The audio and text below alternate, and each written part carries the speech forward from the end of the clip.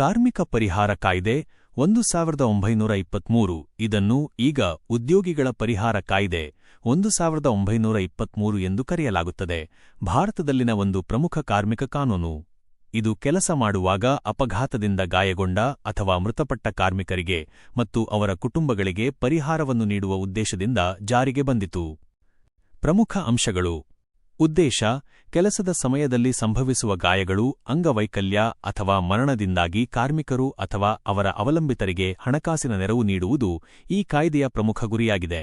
ಇದರ ಅಡಿಯಲ್ಲಿ ನೌಕರರ ತಪ್ಪಿಲ್ಲದಿದ್ದರೂ ಕೂಡ ಪರಿಹಾರವನ್ನು ನೀಡಲಾಗುತ್ತದೆ. ಇದನ್ನು ಸಾಮಾನ್ಯವಾಗಿ ದೋಷರಹಿತ ಪರಿಹಾರ ನಂಬರ್ ಫಾಲ್ಟ್ ಕಾಂಪನ್ಸೇಷನ್ ಎಂದು ಕರೆಯಲಾಗುತ್ತದೆ.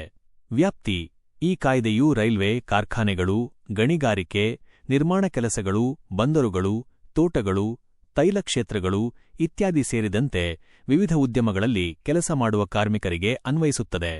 ಮಾಲೀಕರ ಜವಾಬ್ದಾರಿ: ಕೆಲಸದ ಅವಧಿಯಲ್ಲಿ ಕಾರ್ಮಿಕನಿಗೆ ಗಾಯ ಅಥವಾ ಅಪಘಾತ ಸಂಭವಿಸಿದರೆ ಮಾಲೀಕನು ಪರಿಹಾರವನ್ನು ಪಾವತಿಸಲು ಜವಾಬ್ದಾರನಾಗಿರುತ್ತಾನೆ. ಈ ಪರಿಹಾರವನ್ನು ನೇರವಾಗಿ ಕಾರ್ಮಿಕರಿಗೆ ಅಥವಾ ಅವರ ಕುಟುಂಬಕ್ಕೆ ನೀಡಲಾಗುತ್ತದೆ.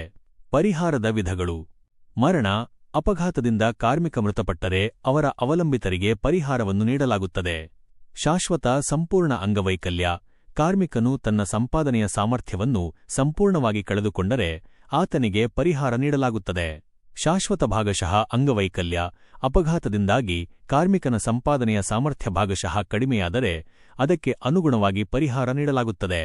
ತಾತ್ಕಾಲಿಕ ಅಂಗವೈಕಲ್ಯ: ಅಪಘಾತದಿಂದ ತಾತ್ಕಾಲಿಕವಾಗಿ ಕೆಲಸ ಮಾಡಲು ಸಾಧ್ಯವಾಗದಿದ್ದಾಗಲೂ ಪರಿಹಾರವನ್ನು ನೀಡಲಾಗುತ್ತದೆ.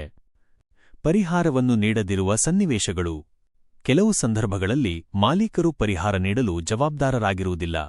ಅವುಗಳೆಂದರೆ: 3 ದಿನಗಳಿಗಿಂತ ಕಡಿಮೆ ಅವಧಿಯ ತಾತ್ಕಾಲಿಕ ಅಂಗವೈಕಲ್ಯ, ಕಾರ್ಮಿಕನು ಕುಡಿದು ಅಥವಾ ಮಾದಕ ದ್ರವ್ಯದ ಅಮಲಿನಲ್ಲಿದ್ದಾಗ ಸಂಭವಿಸಿದ ಅಪಘಾತ, ಕಾರ್ಮಿಕನು ಉದ್ದೇಶಪೂರ್ವಕವಾಗಿ ನಿಯಮಗಳನ್ನು ಉಲ್ಲಂಘಿಸಿ ತಾನೇ ಗಾಯ ಮಾಡಿಕೊಂಡಾಗ, ಕಾರ್ಮಿಕನು ಉದ್ದೇಶಪೂರ್ವಕವಾಗಿ ತನ್ನ ಸುರಕ್ಷತಾ ಸಾಧನಗಳನ್ನು ತೆಗೆದುಹಾಕಿ ಗಾಯಗೊಂಡಾಗ. ಆಧುನಿಕ ಬದಲಾವಣೆಗಳು: ಕಾಲಾನಂತರದಲ್ಲಿ ಈ ಕಾಯ್ದೆಗೆ ಹಲವು ತಿದ್ದುಪಡಿಗಳನ್ನು ತರಲಾಗಿದೆ. 2009ರಲ್ಲಿ ಇದರ ಹೆಸರನ್ನು ಉದ್ಯೋಗಿಗಳ ಪರಿಹಾರ ಕಾಯ್ದೆ 1923 ಎಂದು ಬದಲಾಯಿಸಲಾಯಿತು. ಇದು ಹೆಚ್ಚು ವಿಶಾಲವಾದ ವ್ಯಾಪ್ತಿಯನ್ನು ಸೂಚಿಸುತ್ತದೆ. ಕಾರ್ಮಿಕರ ಹಿತಾಸಕ್ತಿಗಳನ್ನು ರಕ್ಷಿಸಲು ಮತ್ತು ಅವರಿಗೆ ತ್ವರಿತವಾಗಿ ಪರಿಹಾರ ದೊರಕಿಸಿಕೊಡಲು ಇದು ಒಂದು ಪ್ರಮುಖ ಕಾನೂನಾಗಿ ಕಾರ್ಯನಿರ್ವಹಿಸುತ್ತಿದೆ.